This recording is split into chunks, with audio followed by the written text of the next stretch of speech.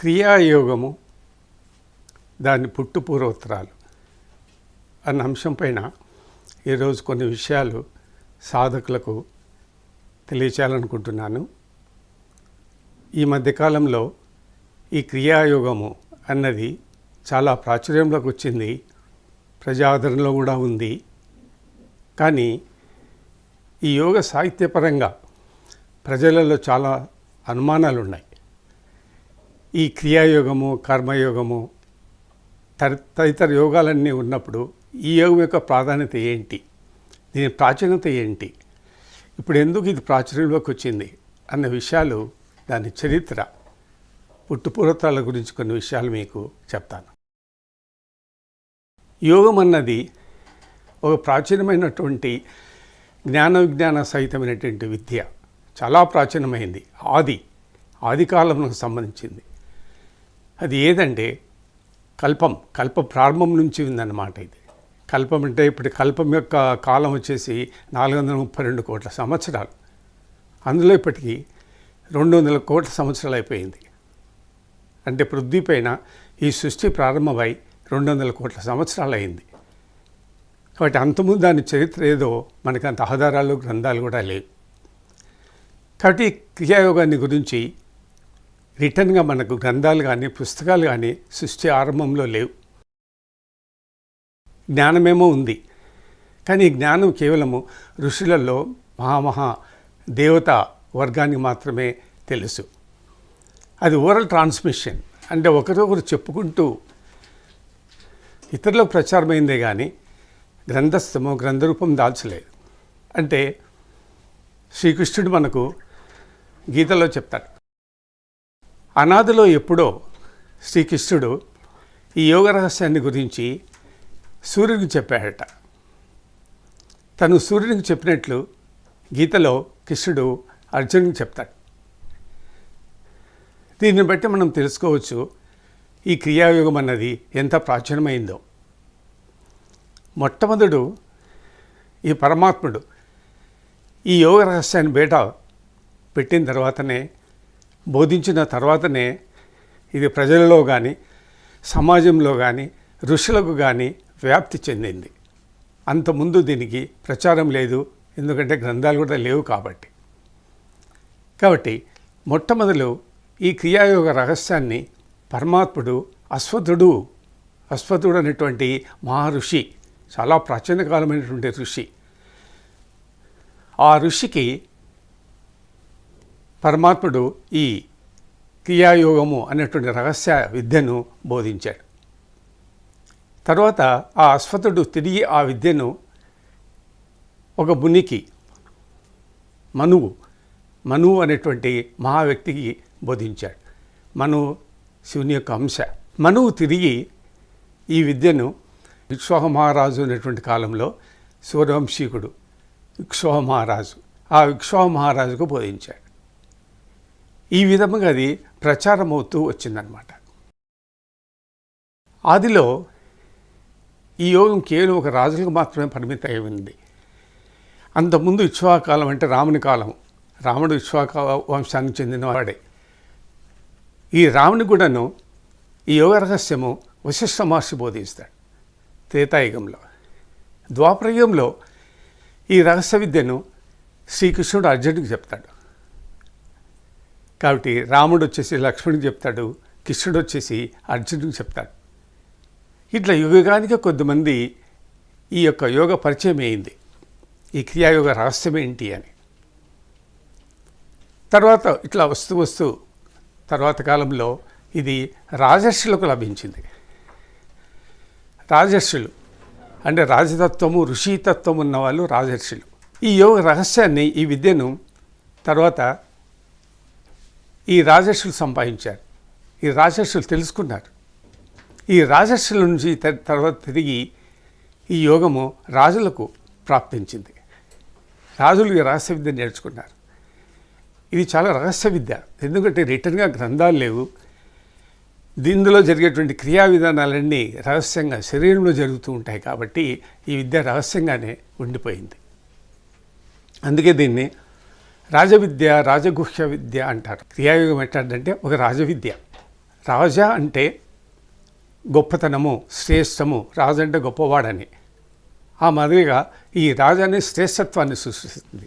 అదే మాది యోగం కూడా ఉన్నతమైంది, శ్రేష్టత్వం కలిగినటువంటి మహా విద్య ఇది అని రాజయోగం అని పెట్టారు. రాజయోగము, రాజగుహ్యయోగము. గుహ్యం అంటే రహస్యం. ఈ విద్య రహస్యంగా ఉంది, ప్రచారం కాలేదు ప్రజల్లోకి, గ్రంథస్థము లేదు, కానీ గుహ్యంగా ఉంది అన్నమాట. ఇది రాజవిద్య, రాజగుహ్య యోగము. కేవలం రాజర్షులు, రాజులు మాత్రమే ఈ యోగాన్ని పాటించేవాళ్ళు. రాజుల్లోనే ఇది ఎక్కువ ప్రచారమైంది, ఎక్కువ మంది అనుసరించింది, పాటించింది, సాధన చేసింది, ఫలితాలను పొందింది కూడా రాజులు, రాజర్షులే. ఉదాహరణకు మనకు విశ్వామిత్రుడు ఉన్నాడు. అటువంటి వాళ్ళందరూ ఆ విద్య నేర్చుకున్నారు. క్రమేణా ఇది రాజవంశానికి వచ్చి రాజులకు మాత్రమే పరిమితమైంది. ఈ విధంగా త్రేతాయుగం నుంచి, ద్వాపరయుగం నుంచి ఒక్కొక్కరు ఇద్దరిద్దరు ఈ విద్య నేర్చుకుంటూ కాలక్రమేణా అది కలియుగం ప్రారంభానికి వచ్చింది. ద్వాపరయుగం అయిపోతుంది. ఆ ద్వాపరయుగ ఎండింగు బహుశా ఈ క్రియాయోగ సాధనలు అంతరించిపోయాయి. అదే సమయంలో మనకు పతాంజలి మహర్షి తెలుసు. పతాంజలి పితామహుడు, పూర్వీకుడు, ద్వాపరయుగంలో ఉన్నవాడు. అంటే శ్రీకృష్ణునికి సమకాలికుడు అన్నమాట. అదే సమయంలో ఈ పతాంజలి కూడా ఉన్నారు. ఈ పతాంజలి మహర్షి తన యోగ గ్రంథంలో, యోగ సూత్రాల్లో ఈ క్రియాయోగాన్ని గురించి కూడా చెప్పన్నాడు. ఈ విధంగా ఈ క్రియాయోగం అనేటువంటి ఒక రహస్య విద్య ప్రచారం అవుతూ తరతరాలుగా కాలక్రమేణా అది ద్వాపరయుగం ఎండింగ్ వరకు వచ్చింది. తర్వాత ద్వాపరయుగం ఎండింగ్ వచ్చింది, కురుక్షేత్ర యుద్ధం అయిపోయింది, ద్వాపరయుగం కూడా సమాప్తి అయిపోయింది. కృష్ణుడు అవతారం చాలించాడు. తర్వాత కలియుగం ప్రారంభమైంది. కలియుగంలో ప్రారంభమైన తర్వాత ఆల్మోస్ట్ ఈ క్రియా యోగం అనేది అంతరించిపోయింది. ఇంకా కలియుగంలో ఎవరు చేయలేదు. కాబట్టి ఈ విధంగా దీన్ని పుట్టుపూర్వతరాలు పూర్వాంతరం నుంచి వస్తే మనకు ద్వాపరయుగ అంతం నాటికి ఈ విధంగా ఇది ప్రచారం అవుతూ వచ్చింది. పబ్లిక్లో ప్రచారం లేదు, దాని గ్రంథాలు లేవు. కలియుగం ప్రారంభమైపోయింది. అయిపోయిన తర్వాత చాలా కాలం అయిపోయింది. అప్పటికే ఈ యోగము అంతరించిపోయింది. కాబట్టి ఈ యోగం మళ్ళీ పునరుద్ధరించాలంటే ఎవరో మహానుభావుడు జన్మించాల్సిందే. అటువంటి పరిస్థితి ఏర్పడింది ఈ యోగానికి. వినాశనం లేదు, నాశరహితమైనటువంటి విద్య ఇది క్రియాయోగం అని మన గ్రంథాలు కూడా చెప్పబడి ఉంది. కాబట్టి దీని నాశనం లేదు, అట్లే నిగూఢంగా ఉంటుంది, రహస్యంగా ఉంటుంది, కానీ ప్రచారంలో లేదు, సాధన చేసేవాళ్ళు లేరు. కాబట్టి ద్వాపరయుగం అయిపోయిన తర్వాత కలియుగానికి చాలా కాలం గడిచిపోయింది. కాబట్టి దీన్ని ఎవరు పునరుద్ధరించలేదు. కలియుగం ప్రారంభమైంది. కలియుగంలో 15-16 శతాబ్దాలు దాటిపోయినాయి. అంతవరకు ఎవరు మహానుభావుడు జన్మించలేదు. ఈ క్రియాయోగాన్ని తిరిగి పునరుద్ధరించలేదు. దీని పునరుద్ధరణ జరిగింది. ఎప్పుడు 18వ శతాబ్దంలో పునరుద్ధరణ జరిగింది. ఎవరు దీన్ని పునరుద్ధరణ చేశారు అంటే మహావతార్ బాబాజీ గారు. 18వ శతాబ్దం చివరి భాగం, 19వ శతాబ్దం మొదటి భాగంలో, అంటే 1925 వరకు ఉన్నింది ఇది. ఆ కాలంలో మహావతార్ బాబాజీ గారు ఈ యోగాన్ని పునరుద్ధరించారు. మళ్ళీ తిరిగి ప్రారంభించారు, ప్రయోగం చేశారు. చాలా ప్రాచీనమైనటువంటి యోగము. దీంట్లో ఫలితాలు ఎలా ఉన్నాయని మళ్ళీ ఒక మారు వాటిని బయటకు తీశాడు. బయటకు తీసి ప్రయోగం చేసి జీవితాన్ని అంకితం చేసి దాని ఫలితాలను సాధించి ప్రజలకు అందించాడు. కాబట్టి మొట్టమొదటి సంస్థాపకుడు చెప్పుకున్నట్లయితే మనము మహావతార్ బాబాజీ గారి. వారి తర్వాత మళ్ళీ మనకు ఆయన శిష్యుడు లహరి మహర్షి వచ్చారు. ఆయన తర్వాత ఇంకొక శిష్యుడు యుక్తేశ్వర గారు వచ్చారు.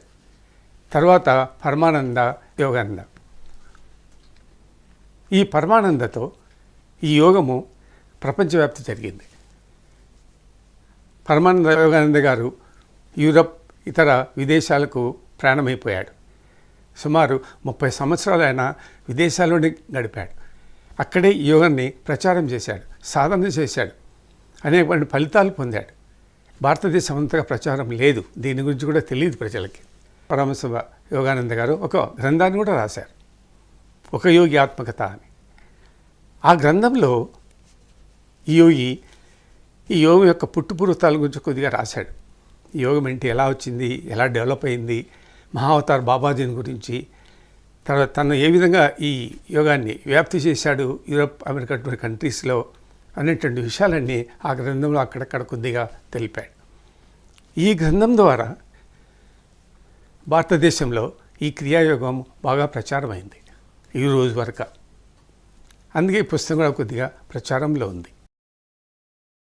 కాబట్టి ఈ నలుగురు ఈ యోగానికి మూల పురుషులని మనం చెప్పుకోవచ్చు అన్నమాట, ప్రచారం కావడానికి. ఇంకా మరి కొద్ది కాలం ఈ మధ్యకాలంలో మనం చూసినట్లయితే తమిళ్ సినీ యాక్టర్ రజనీకాంత్ గారిని చూసాం మనము. వారికి కనబడ్డాడని, దర్శనమిచ్చాడని, తర్వాత రజనీకాంత్ హిమాలయాస్కి వెళ్ళి ఆ ఆశ్రమాన్ని దర్శించాడని కూడా మనకు సమాచారాలు ఉన్నాయి. కాబట్టి రజనీ గారు ఒక సినిమా బాబా అన్నటువంటి సినిమా కూడా బాబాజీ పైన తీశారు. ఈ విధంగా స్లోగా ప్రచారం అవుతూ ఈనాటికి యోగ స్థితి వచ్చింది. మరి ఎందుకు ఇది అంతరించిపోయింది, దీని కారణాలు ఏంటి అని మనం ద్వాపరయుగం ఎండింగ్ నాటి అబ్జర్వ్ చేస్తే, ఎవరికెవరికైతే ఈ జ్ఞానం తెలుసో, ఎవరైతే ఈ యోగ సాధన చేశారో, మహాయోగులు, రాజులు, రాజర్షులు ద్వాపరయుగంలో మహాసంగ్రామంలో, భారత కురుక్షేత్ర మహాసంగ్రామంలో మరణించారు, వాళ్ళు అంతరించిపోయారు. ఎందుకంటే ఈ యొక్క యోగాన్ని గురించి గ్రంథస్థాలు చేసి ప్రచారం చేయలేదు ప్రజలు. గురుపరంగా గురువు నుంచి శిష్యునికి, ఆ శిష్యుని నుంచి మరొకరికి ప్రచారం అవుతూ వచ్చింది. ఒక రాజు నుంచి ఇంకొక రాజుకు, ఆ రాజు నుంచి మరొక రాజుకు ప్రచారం అవుతూ వచ్చింది. పబ్లిక్ ఇన్ఫర్మేషన్గా, పబ్లిక్ డాక్యుమెంట్గా లేదు, సాధన చేసేవాళ్ళు కూడా లేరు. ఆ విధంగా ఆ యొక్క క్రియాయోగ రహస్య విద్య అంతరించిపోయింది. అంతేకాకుండా ఆ కాలంలో ఉన్నటువంటి కొద్దిమంది గురువులు, వాళ్ళ శిష్యులు, వాళ్ళ బంధువులు, శిష్యులకు శిష్యులు అనేక మంది వీళ్ళంతా ఏం చేశారంటే ఈ క్రియాయోగాన్ని, అభ్యాసాన్ని, సాధనా పద్ధతుల్ని వాళ్ళ యొక్క అభిరుచుల ప్రకారము సాధన చేయడం మొదలుపెట్టారు.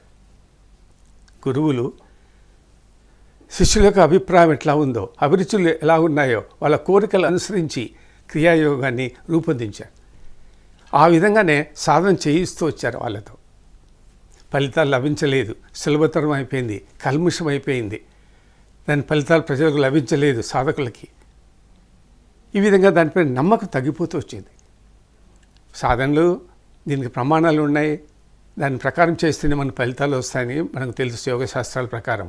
అట్లా చేయలేదన్నమాట. ఎవరి ఇష్టాన్ని ప్రకారం వాళ్ళు నడుపుకుంటూ వచ్చారు. శిష్యుల యొక్క అభిరుచులు, వాళ్ళ కోరికలు, వాళ్ళ ఫలితాలు ఏమేమి ఉన్నాయో దాన్ని అవి లభించాలనే ఉద్దేశంతో ఆశలు కల్పించి, వాళ్ళకు భ్రమ కల్పించి ఆ క్రియా విధానాన్ని నేర్పించుకుంటూ వచ్చారు. ఫలితాలు లభించలేదు, దాని గొప్పతనం ప్రజలకు తెలియలేదు, ఆ రోజుల్లో నేర్చుకున్న శిష్యులకు లభించలేదు. అది క్రమేణా అంతరించుకుంటూ పోయింది. తర్వాత కొద్ది కాలానికి పురోహిత వ్యవస్థ వచ్చింది. ఈ పురోహిత వ్యవస్థ ఎటువంటిదంటే, దైవానికి సంబంధించిన రహస్య విద్యలు కొద్దిగా గుప్తంగా పెట్టేవారు, రహస్యంగా పెట్టేవారు. అంటే ఇది అందరికీ తెలిసేది కాదు. కొద్దిమంది ఆ విప్రులు, పురోహితులు వాళ్ళ దగ్గరే ఉండేది ఈ విద్య అంతా. తర్వాత దీని గురించి సాధారణ ప్రజలు కూడా ఎవరు పట్టించుకునేవారు కాదు. ఆ యోగాన్ని గురించి ఎవరికి తెలియదు, ప్రజలు దాని గురించి పట్టించుకోలేదు, అవగాహన లేదు. కాలం మారిపోయింది, కలియుగం వచ్చేసింది. తర్వాత మనకు ఋషుల కాలంలో, రాజ్యాల కాలంలో, రాజులు పరిపాలించేటువంటి కాలంలో, ద్వాపరయుగం ఎండింగ్ అయిపోతున్నాయి. పరశురాముడి గురించి మనకు తెలుసు, అది ఒక కథ. పరశురాముడు శపథం చేశాడు రాజులందరూ సంహరించాలని. అనేక మంది రాజులను పరశురాముడు సంహరించిన చరిత్ర మనకు తెలుసు, గ్రంథాలలో ఉంది. ఈ విధంగా వాళ్ళందరూ రాజర్షులు, మహారాజులు, యోగులు వీళ్ళందరూ అంతరించిపోయారు. ఆ జ్ఞానం మనకి ఇప్పుడు అందలేదు, వాళ్ళతోనే గతించిపోయింది. కాస్త కొద్దిమందికి తెలుసు, వాళ్ళు ఏదో ప్రచారం చేసుకుంటూ ఉండేవాళ్ళు. తర్వాత కొద్ది కాలానికి మనకి ఇంకా ద్వాపరయుగం అయిపోతూ వచ్చేసింది, కలియుగం వచ్చేసింది.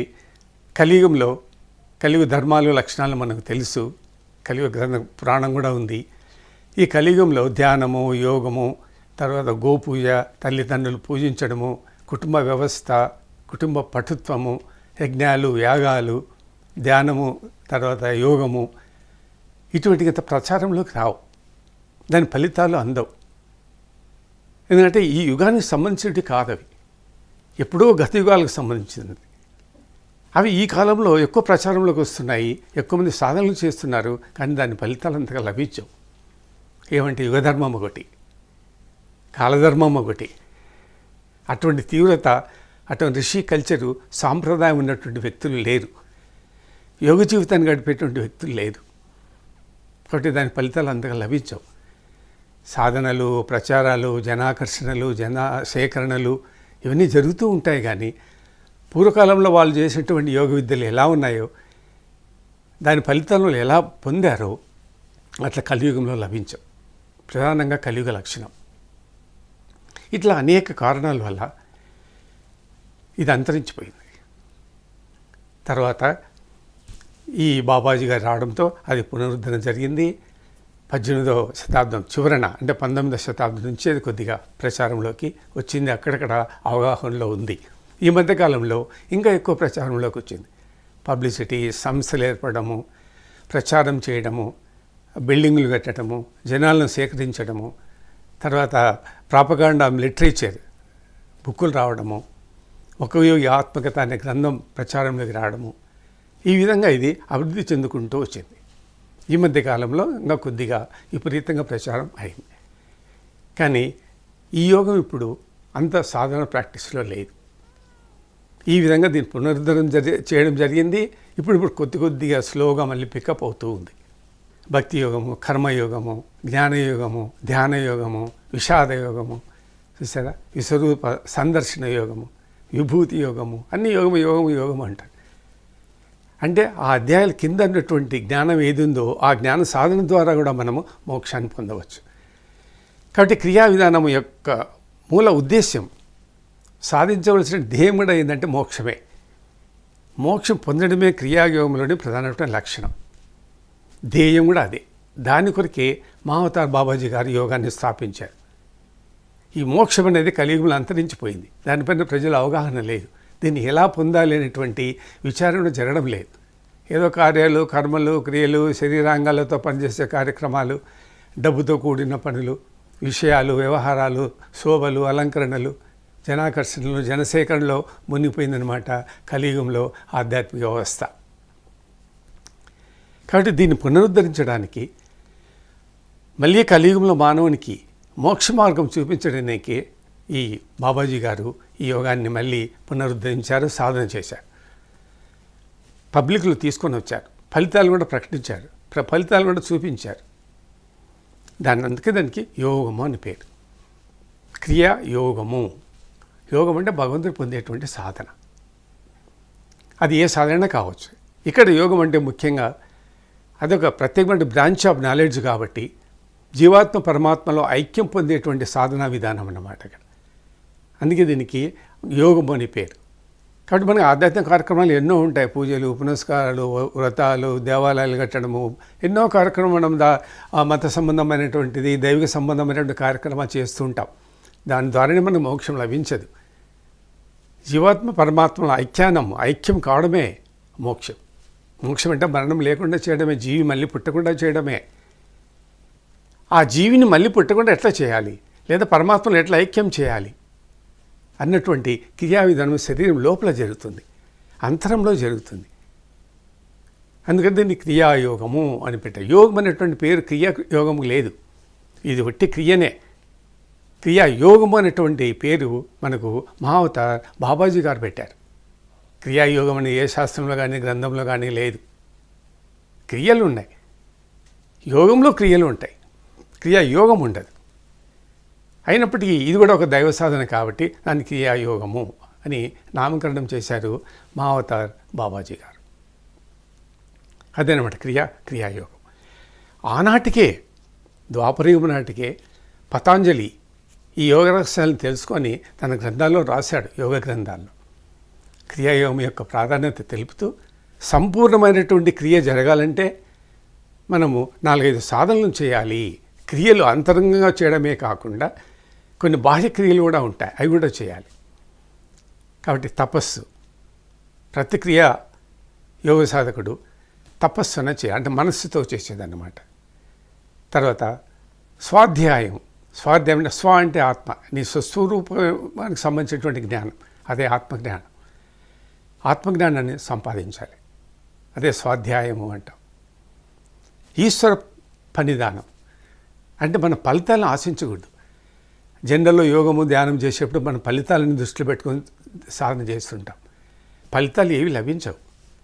ఫలితాలు లభించడం అంత ఈజీ కాదు. జీవితాన్ని అంత త్యాగం చేయాలి, దానికి సంబంధించిన జీవన విధానం పాటించాలి, ఆ ఋషి కల్చర్, ఋషి సాంప్రదాయాలు ఉండాలి. ఎంతో జీవితం గడిపితే కానీ గురువు ఆదర్శం కింద ఆ ఫలితాలు లభించవు. మనం చాలా సులభంగా కూర్చొని కళ్ళు మూసుకుంటే ఫలితాలు వస్తాయనుకుంటున్నాం కాదు. యోగ విద్య అంత సులభమైనటువంటి విద్య కాదు, చాలా కఠినమైనటువంటి విద్య. ఎవరికో ఒకరికే ఆ విద్యా ఫలితాలు లభించదు. పైపైనపు చేసే పూజా విధానాలు కాదు. కూర్చొని కళ్ళు మూసుకోవడం జడస్థితి. జడస్థితిలో యోగం జరగదు. సూక్ష్మస్థితులలో జరుగుతుంది, అంతర్స్థితులలో జరుగుతుంది. అట్లా క్రియ ఎవరు చేస్తారో అదే క్రియాయోగం అవుతుంది. కేవలం కళ్ళు మూసుకొని కూర్చుంటే ధ్యానం జరగదు, ధ్యాన ఫలితాలు లభించవు. అదే మాదిరి ఇంకా ఏం చెప్తారంటే అహంకారం అనేది మనలో ఉండకూడదు. అహంకారం వల్ల మనకి ఏ ధ్యాన ఫలితాలు లభించవు, శూన్యం కావాలి మనిషిది. అందుకే అహంకారం పోవడానికే ఒక వ్యక్తి గురువు దగ్గరికి వెళ్ళాలి. గురుసేవ, గురు సంబంధాలు, గురు పరంపర, ఆ యొక్క వ్యవస్థ, గురుకుల వ్యవస్థలోనే మనకి ఆ అహంకారం అణిగిపోతుంది. ఇంకా ఏ పద్ధతితో కూడా నీకు అహంకారం పోదు. కాబట్టి అహంకారం నశించడానికి ఒక సూత్రము, గురువు దగ్గర శిష్యత్వం తీసుకోవడమే. గురు పూజలు, ఆశ్రమ సేవలు, ఆశ్రమంలో గురువు దగ్గరనే జీవించడము, తల్లిదండ్రులకు దూరంగా ఉండడము, కొన్ని నియమాలు ఉన్నాయి. ఆ నియమాలని పాటిస్తేనే మనకు ఆ యొక్క అహంకారం అనేది పోతుంది. నాలో ఏ అహంకారం లేదు అని ఊరు కూర్చుంటే ఏ అహంకారం అనేది శరీరంలోనే ఉంటుంది. అహంకారం ఏంటి? పరమాత్మ యొక్క స్వరూపమే. ఇంద్రియాలలో అహంకారం నేనే అన్నాడు శ్రీకృష్ణుడు. మనస్సు, అహంకారం పరమాత్ముడే. మనస్సు, బుద్ధి, చిత్తము, అహంకారము, ఇంకా ఇటువంటి సూక్ష్మ స్థితులు శరీరంలో 96 ఉన్నాయి. అవన్నీ ఎవరిచ్చారు? శరీరంలోకి ఎలా ప్రవేశించాయి? పరమాత్మకు స్వరూపాలే ఎన్ని, పరమాత్మకు అంశలే. వాటితో ధ్యానం జరగాలి, బాహ్యంగా కాదు. 96 సూక్ష్మతత్వాలు ఏ ఉన్నాయో దానిపైన జరిగేటువంటి క్రియలే క్రియాయోగం. అప్పుడే మన అహంకారం నశిస్తుంది. తర్వాత మరణ భయం ఉండకూడదు ఇందులో. ఎందుకంటే ప్రాణంతో చెలగాటమైనటువంటి యోగ విధానం ఇది. రక్తంలో జరుగుతుంది, ప్రాణశక్తితో జరుగుతుంది, ప్రాణవాయువుతో జరుగుతుంది. బాహ్యంగా ఏం జరగదు, భౌతికంగా మనకేం కనపడవు. అంత అంతరంలో జరుగుతూ ఉంటుంది. భయంకరమైనటువంటి సాధన. ప్రాణభయం ఉంటుంది, మరణించే అవకాశం ఉంటుంది దాన్ని సిస్టమేటిక్గా ఆ యోగను సాధన చేయకపోతే. ప్రాణభయం కూడా ఉంటుంది. అందుకే ఆనాడే ఈ యోగ రహస్యం తెలిసినటువంటి పతాంజలి ఈ పాయింట్ ఆరాధనను గుర్తు చేశాడు మనకి. మరణభయం ఉండరాదు. సరే, శోకము, మోహము, భయము, భీతి ఉండరాదు. కాబట్టి ఈ యోగంలో ప్రవేశానికి ముందే కొంత జ్ఞానం తెలుసుకో ఉండాలి. మనం చూడు, అన్ని రకాల యోగాలు, ఎన్నో యోగ పద్ధతులు, ధ్యాన పద్ధతులు ఈరోజు మనం సమాజంలో చూస్తున్నాం. అన్ని సంస్థల్లో, వ్యవస్థలలో చూడండి, కళ్ళు మూసుకొని కూర్చోవడమే, లేదంటే ఫిజికల్ ఎక్సర్సైజ్ చేయడమే, ఆసనాలు చేయడమే, ఇంకా లేదంటే ప్రాణాయామని గాలి పీల్చడమే. ప్రాణాయామం అంటే గాలి పీల్చడం కాదు, ఉచ్ఛ్వాస నిశ్వాసాలు కాదు. ప్రాణాయామం ప్రాణంతో చేయాలి. ప్రాణం వాయువు కాదు. ఇంత వాయువు ఉంది మనిషి ఎందుకు మరణిస్తున్నాడు? ప్రాణంతో చేసేటువంటి విధానం ఇది. కాబట్టి ప్రాణంతో చెలగాటం, ప్రాణాలు ప్రమాదం ఉంటుంది. అయితే ఆ క్రియా విధానము, ఆ మెలకువలు, క్లూస్ దొరికినట్లయితే సులభంగా ఉంటుంది. అవి ఏమీ మనకు తెలియకుండా, జ్ఞానం లేకుండా, గురువులు దాని గురించి బోధించకుండా కూర్చోమని చెప్తారు. కళ్ళు మూసుకోండి అంటారు, హాఫ్ అన్ అవర్ ఎంత లేవండి అంటారు. 1 గంట చేసేవాళ్ళు ఉన్నారు, 2 గంటలు చేసేవాళ్ళు ఉన్నారు, 3 గంటలు చేసేవాళ్ళు ఉన్నారు. 2 నిమిషాలు బాగా జరిగిందంటే అది పెద్ద యోగం, పెద్ద సాధన. 2 మినిట్స్ నీ శరీరంలోని మనస్సు నశించినట్లయితే అది పెద్ద సాధన. ఎన్ని గంటలు అవసరం లేదు. అట్లా 2 మినిట్స్ సాధన కొద్దీ, అనుభవం కొద్దీ పెంచుకుంటూ పోవచ్చు. కానీ ప్రారంభకులే ఈరోజు ధ్యానం మొదలు పెడతాడు, మరుసటి రోజు గొప్ప గొప్ప ఉన్నతమైనటువంటి సాధన, ఫలితాలు, సిద్ధులు, శక్తులు ఉన్నాయని మనకు బయట అనుభవాలు చెప్తూ ఉంటారు. అది కాదు. 2 నిమిషాలు బాగా ధ్యానం కుదిరినట్లయితే జీవాత్మ పరమాత్మల కలయిక, లేదా మనసును ఆత్మయందు కలిసి ఉంటే, లేదా మనసు ఆత్మలో లీనమైపోయి ఉంటే అదే గొప్ప సాధన. ఇంకపోతే రెండోది కర్మయోగం ఉంది, క్రియాయోగం ఉంది. ఈ రెండింటి గల భేదాలు ఏంటి? క్రియాయోగము బాబాజీ గారి యొక్క పునరుద్ధరణ చేసి ఆ నామకరణం చేశాడు. కర్మయోగం కృష్ణుడు చెప్పాడు. కర్మలు చేయమంటాడు కృష్ణుడు, కర్మలు వద్దని ఎక్కడ చెప్పలేదు. కర్మానుష్ఠానమే మేలు, కర్మ సన్యాసం కంటే కర్మానుష్ఠానమే మేలు. మరి ఈ క్రియాయోగానికి కర్మయోగానికి డిఫరెన్స్ ఏంటి? ఈ రెండు ఎలా వచ్చాయి? ఇది శ్రీకృష్ణునికి సంబంధించింది. కృష్ణునికి సంబంధించింది కూడా కాదు. ఈ యోగం, కర్మయోగం అనేది చాలా పాత సిద్ధాంతము. వేదాల్లోనూ దీని గురించి చెప్పబడింది. మోక్షానికి మార్గం కర్మయోగం అని మనకు వేదాల్లోనూ ఋగ్వేదంలోనూ చెప్పబడి ఉంది. 3 యోగాలను ప్రతిపాదించిందన్నమాట మన యోగ గ్రంథాలు. ఆ మూడిట్లో ఏది చేసినా మంచిదే. కాబట్టి ఇక్కడ యోగి అంటే అర్థం ఏంటంటే కర్మలను చేయడంలో నైపుణ్యత, చాకచక్యం కలవాడే యోగి. కళ్ళు మూసుకొని కూర్చునేవాడు కాదు. నువ్వు కర్మలు ఎలా చేయాలి, కర్మయోగం ఉండేది ఎందుకు? ఎన్నో ఆధ్యాత్మిక కార్యక్రమాలు ఉన్నాయి, కర్మయోగం కూడా ఒకటి. నువ్వు కర్మ కూడా చెయ్యి, కానీ కర్మ ఎలా చేయాలో నేర్చుకో. కర్మ సన్యాసం, కర్మను వదలకు, కర్మానుష్ఠానం చేయి, కర్మలను చేయి, కానీ ఎలా చేయాలో నేర్చుకో. కాబట్టి ఈ అంతరంగంలో జరిగేటువంటి క్రియాయోగములో సూక్ష్మ స్థితులు ఉంటాయి. ఆ సూక్ష్మ స్థితుల్లో జరగాలి. అనేక దశలు, స్టేజెస్ అయినా దాటుకుంటూ ఒకదాని పైకి పోతుంటే చివరకు చేసేటువంటి మిగిలేది క్రియనే. క్రియ అంటే మోక్షం, పరమాత్మను పొందడమే. కాబట్టి ఇందులో శరీర వ్యాయామం ఉంటుంది, మనోనిగ్రహం ఉంటుంది, ఓంకార శబ్దం ఉంటుంది. ఈ మూడింటిపైన చేసేటువంటి ధ్యానాన్ని క్రియాయోగము అని పేరు.